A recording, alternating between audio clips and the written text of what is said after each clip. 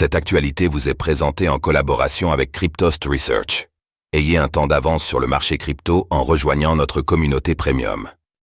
Réserve fédérale, Fed, le scénario du pire est évité. Quelles conséquences pour Bitcoin ? La décision de politique monétaire du mercredi 20 mars était très attendue par la haute finance et par les investisseurs en crypto-monnaies. Jérôme Powell a mis à jour hier les perspectives globales macro de la Fed, l'occasion de faire le point sur ce qui est encore le facteur clé pour le cycle crypto en cours.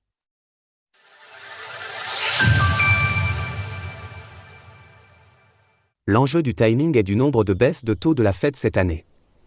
La Fed de Jérôme Powell a donc dévoilé hier une nouvelle décision de politique monétaire avec un statu quo en matière de taux directeur, et surtout la mise à jour des projections globales macro de la Fed ainsi que des prévisions centrales pour l'évolution du taux des Fed Funds cette année. La Fed était très attendue dans sa réaction au ralentissement en ce début d'année du rythme de la désinflation et à des statistiques macroéconomiques US plus faibles que prévues, deux facteurs qui ont amené le marché à revoir à la baisse ses anticipations du timing du pivot de la Fed et du nombre de baisses de taux des Fed Funds d'ici la fin de l'année. Suite aux annonces de la Fed hier soir, voici donc les nouvelles anticipations du marché quant aux perspectives de politique monétaire selon les swap traders sur les Fed Funds. Les institutionnels anticipent désormais 3 baisses de taux avec un pivot lors de la réunion du mercredi 12 juin prochain. Notons que 6 baisses de taux en 2024 étaient attendues au mois de janvier. La Fed a donc tout d'abord mis à jour ses propres anticipations en matière de Federal Funds Rate. C'était de loin le facteur fondamental dominant le plus attendu par les traders, et Jérôme Powell a satisfait les marchés en confirmant qu'il y aura bien un pivot cette année et 3 baisses de taux d'ici le mois de décembre 2024. La Fed a ensuite mis à jour ses anticipations en matière d'inflation, avec un focus particulier sur l'indice des prix PCE en version sous-jacente, Core PCE Inflation, qui intègre davantage les services que le CPI. Rappelons que l'économie US est une économie de services à 80%, et la Banque centrale US semble encore confiante dans sa capacité à ramener l'inflation sous-jacente à 2% d'ici le milieu de l'année 2025. Pour la Fed, le plus important est d'avoir confiance dans un retour du PCE Core sous les 2%. Il est actuellement à 2,84% et il sera mis à jour lors de la session boursière du vendredi 29 mars.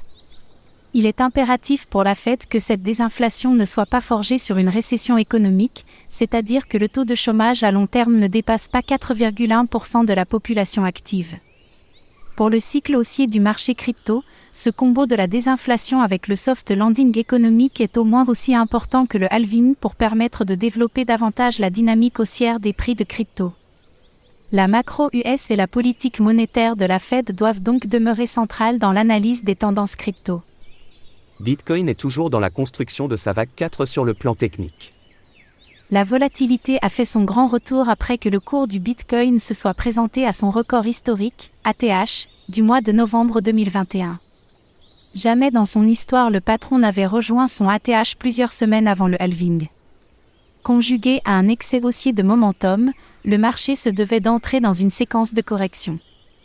La période de correction du BTC déclenchée jeudi dernier par les chiffres de l'inflation US, confirmant au passage l'impact fort de la macro US sur la tendance du cours du Bitcoin, s'inscrit pleinement dans un schéma graphique classique avec le point de départ d'une vague numérotée 4, celle qui vient en retracement de l'impulsion haussière verticale entre fin janvier et le milieu du mois de mars.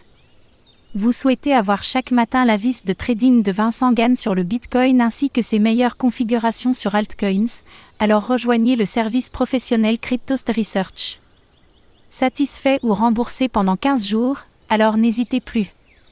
En termes de ratio de retracement dit de Fibonacci, un bottom était attendu autour du ratio de 38,2% de retracement, soit entre 57 000 et 60 000 $ selon que l'on utilise une échelle additive ou une échelle logarithmique.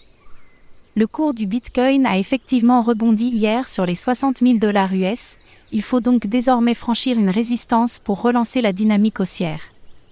C'est la résistance à 69 000 $ qu'il faut déborder à nouveau pour relancer la tendance haussière de fond du BTC. Pour approfondir mes analyses techniques, retrouvez-moi sur la chaîne YouTube de Cryptost Research.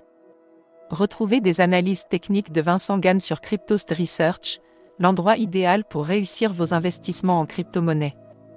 Vous apprendrez à vous positionner sur les niveaux de prix stratégiques, à déceler les opportunités d'investissement et à anticiper les mouvements de prix. Rejoignez-nous maintenant et prenez en main vos investissements crypto. Retrouvez toutes les actualités crypto sur le site cryptost.fr.